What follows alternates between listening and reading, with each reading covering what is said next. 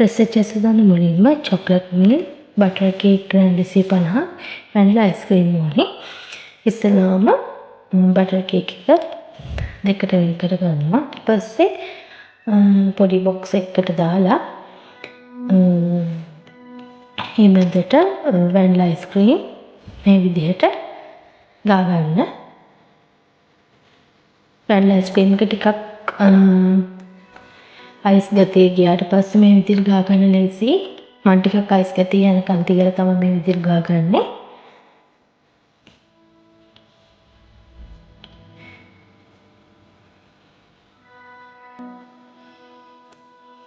මේ විදිහට ගාගත්තට පස්සේ අනිත් උඩ කොටසත් අරගෙන කේක් එකේ උඩින් තියා ගන්නවා. ඊට පස්සේ පොඩි ෆෝක් එකක් අරගෙන මේ විදිහට කේක් එක අර චොක්ලට් මිල්ක් එක අපි මේකට වක් කරනවානේ. ඒක හොඳට කේක් එකට උරා ගන්න විදිහට මේ විදිහට පොඩ්ඩක් සිදුරු කර ගන්නවා.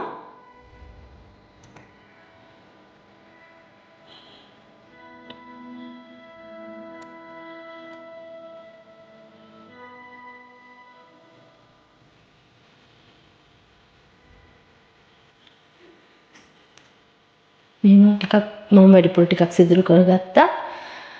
ඊට පස්සේ අපේ ඔයගොල්ලන් මේකට වැනිලා මිල්ක් ඕන දෙයක් ගන්න පුළුවන්. වැනිලා මිල්ක් ස්ට්‍රෝබෙරි ඕන ෆ්ලේවර් එකක් මම ගත්ත චොක්ලට් එක. මේ විදිහට කේක් එකේ උඩින් අර සිදුරු වලින් හොඳට කේක් එකට උරා ගන්න විදිහට වක් කරගන්නවා. මම නම් මේ සම්පූර්ණ බොටල් එකම දැම්මේ නැහැ. ගොඩාක් පැන් රස ගන්න කැමති කෙනෙක් නම් බොටල් එකම දාගන්න. මම ටිකක් ඉතිරි කෙරෙන්න ඉතුරු ටික තමයි මේ විදිහට වක් කරගත්තේ.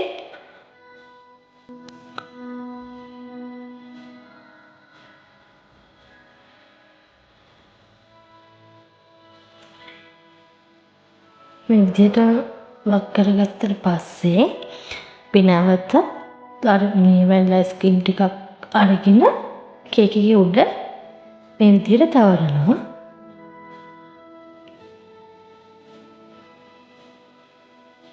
මේක පැන් රස ගොඩක් ගන්න කැමති අයට මේක වැඩි කරගන්න. ඒ වගේම පැන් රස වලට වැඩි කැමති නැති අයට අඩු කරගන්න. ඒ වගේ පුළුවන්. මම මේ වගේ ප්‍රමාණයක් අරගෙන මේ විදිහට කේක් එකේ උඩින් ගාගත්තා වැනිලා අයිස්ක්‍රීම්.